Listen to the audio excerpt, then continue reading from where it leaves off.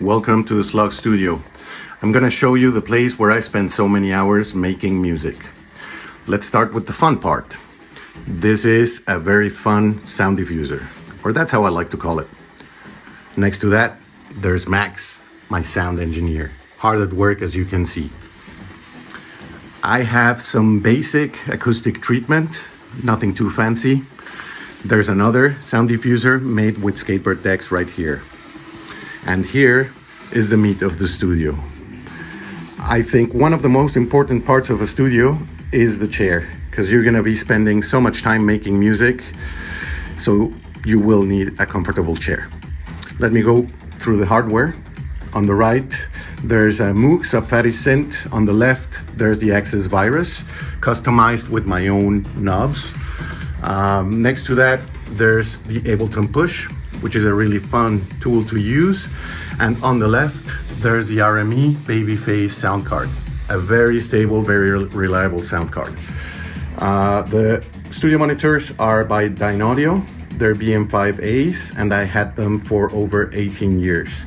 So it was a good investment. Everything is controlled by the MacBook Pro you see right here, and I have it ready to go. I just need to plug in 2 cables and the rest of the studio lights up. I think that is crucial when you're inspired. You need a place that is ready to go, so you don't need to focus on technicalities and you can just start creating music as quickly as possible. Last but not least, there's the sub pack right here, which is a portable subwoofer, wearable subwoofer, I should say, that allows you to feel the bass even when you're wearing headphones. So it's a very handy tool. And yeah, that's basically the core of my studio. I hope you enjoy the rest of the video.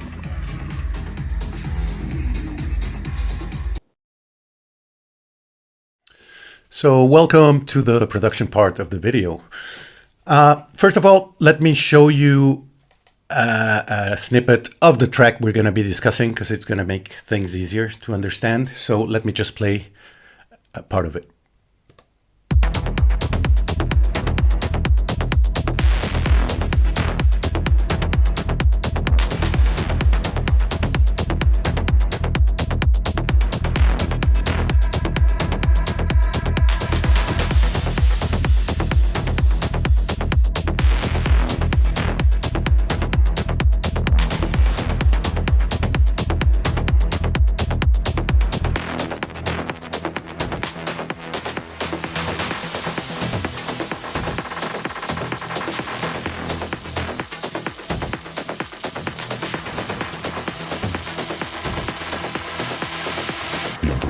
Aftermath of atomic alchemy.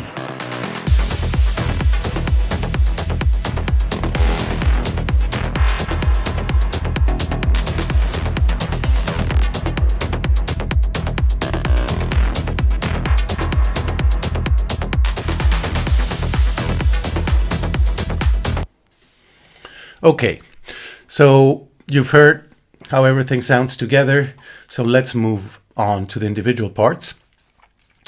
We're gonna start with the kick, which is the fundament of your track, especially in music like techno, electronic music in general. The kick and the bass are fundamental. So as you can see, the kick is coming from Avenger. In this case, the kick is just a sample that I liked, that I loaded into the Avenger drum machine. And this is all that's happening in this instance of Avenger. It's just a sample kick that I liked. So let's listen to the kick alone. And by the way, here in this part, the purple waveform, this is an oscilloscope that's in the master. So here you will be able to see the graphic representation of everything that's coming through the master channel. In this case, we'll just listen to the kick alone. As you can see, here's our kick. Same kick as here. And there's not much else to say about this kick in general. So maybe let's move on to the bass. And let's open Avenger again. Okay, it's this bass sound is made in Avenger. What's special about it, it's that it's made by two oscillators.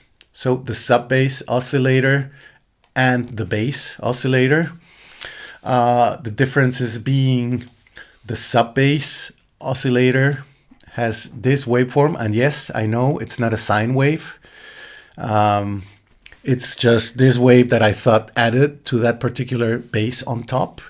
And what Avenger allows me to do is to have a lot of possibilities with the routing of the oscillators and so on. So the sub bass is actually being triggered by the arpeggiator 1, which is, as you can see, this pattern right here. And it's, let me mute sub bass 1 so you can hear what sub bass is doing. So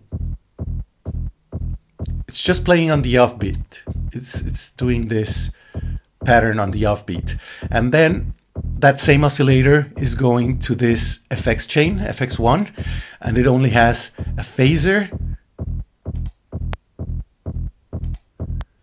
that slightly changes the tone, and a mini chain, which is like a side chain plugin. So that's the sub bass layer. Now let's listen to the bass layer. And by the way, bass layer is routed to arpeggiator 2. As you can see, the pattern is different here. It's playing a 16th note pattern, and it's also routed to FX2. So in this FX chain, I have an EQ rolling off the lows of that second oscillator. A very similar phaser plugin, the mini chain, and there's a reverb in the end. So let's see how that oscillator alone sounds.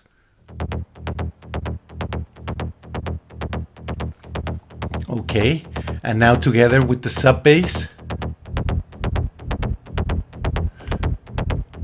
As you can see, the sub bass is just adding those low frequencies on the offbeat only to add a bit more of beef to the whole.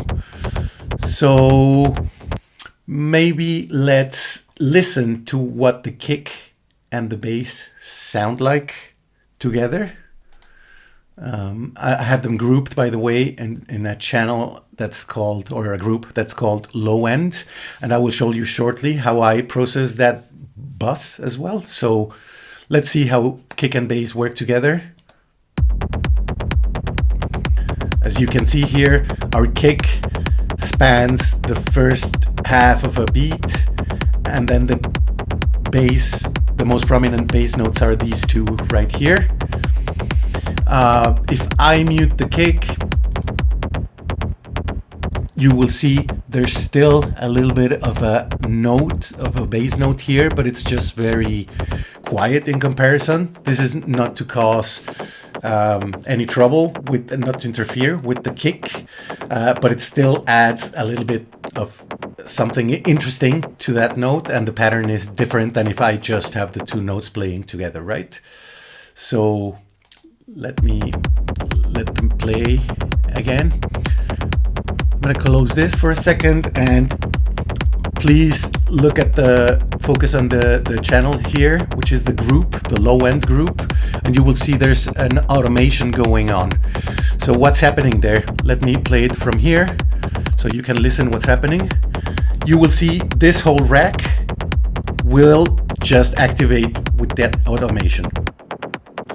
Basically, what's that doing is activating all these plugins at the same time, and all they're doing is just cutting the low frequencies, also cutting the very high frequencies for the part before the drop, right? There's a glue compressor there just to bring everything a bit together, and then a utility, which is not doing much at the moment, but yeah. And then there's some EQing right here. But it's fairly simple, and that would be the low end, so basically the kick and the bass of this track.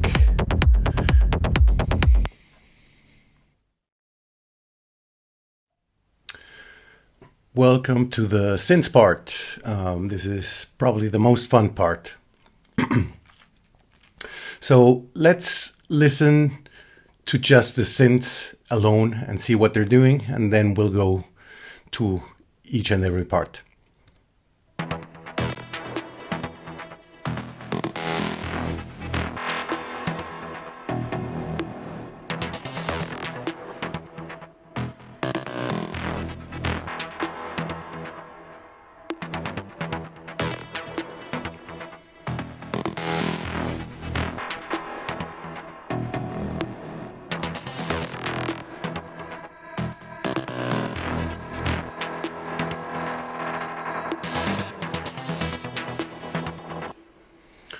Okay, so let's start with the first synth. This one is called Pulses. Let's see what this one is doing. Let's play a little bit. Let's see.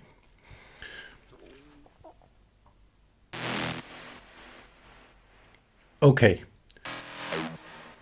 Okay, so it looks like this instance of Avenger is an ensemble, basically a lot of different sounds playing together. I like to do that with Avenger because it allows me to. So using different sounds in a single instance of Avenger and then just routing them differently, like for example to different arpeggiators, effects, and so on.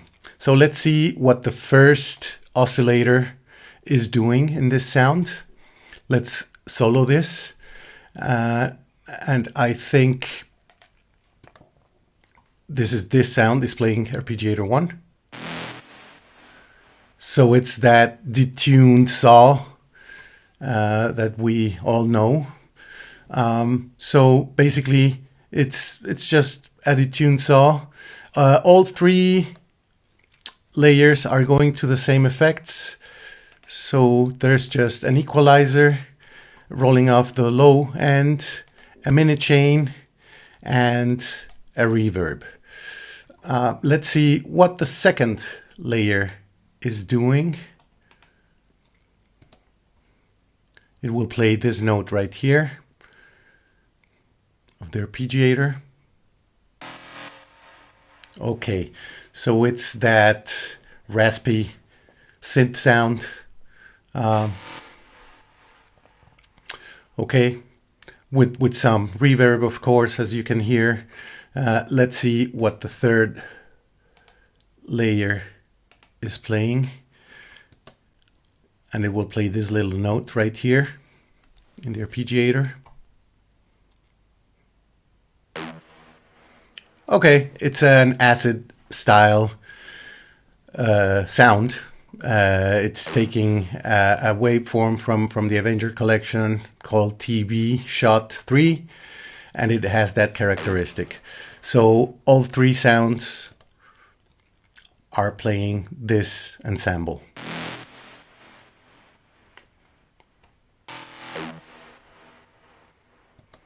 Cool. Let's move on to the second synth, which is the Atmos. Let's see what that is doing. Okay, so you can see that is just playing a long note with an atmosphere. No arpeggiator in this case, just playing a long note here in the sequencer. And it's going through the FX chain, which has the vintage phaser, which by the way is amazing in Avenger. I use it so much on so many sounds because it has a very special quality to it. Then there's an EQ, just like with a high shelf right here and rolling off the low end a little bit. There's a reverb, and there's a mini chain or a side chain plugin that comes with Avenger. So this is what's creating that pumping effect, that change in volume that you hear going up and down is if I remove this, it sounds more plain. It still sounds a little bit like there's a side chain there. It's just because the group of the synths does have a side chain which is this. But if I remove it, now you hear just the note playing on its own. I just add this sidechain with 33% of amount just to glue all the synths together. That's in the synths group channel. So, okay,